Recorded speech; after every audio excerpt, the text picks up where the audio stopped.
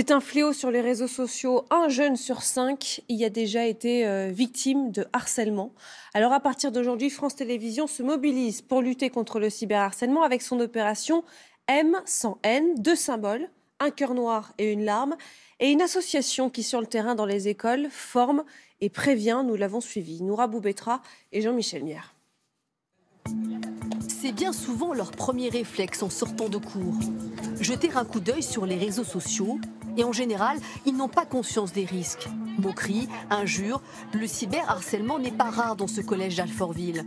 Pour les aider, l'établissement organise ce jour-là un cours de sensibilisation pour les classes de 5e.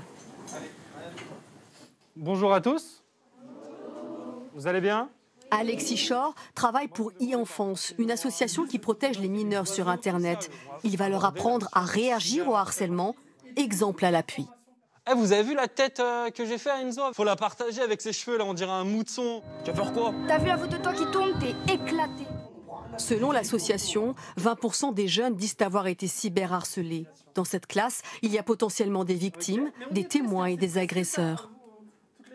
Comment tu te serais défendu ?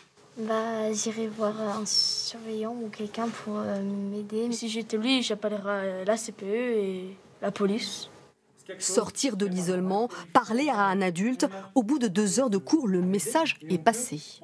Je me suis rendu compte que j'ai été témoin d'harcèlement plusieurs fois sans vraiment m'en rendre compte. Et je m'en vais un peu parce que j'aurais pu faire des choses pour aider ces personnes. Dans l'avenir, si je vois une victime qui se fait harceler, je vais essayer de l'aider le plus possible.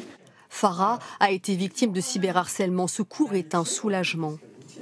Je ne savais pas à qui en parler et j'avais peur parce qu'on me disait aussi qu'il fallait pas en parler, sinon j'allais subir des conséquences. Il y a quand même des numéros qui peuvent nous aider et que je ne connaissais pas avant.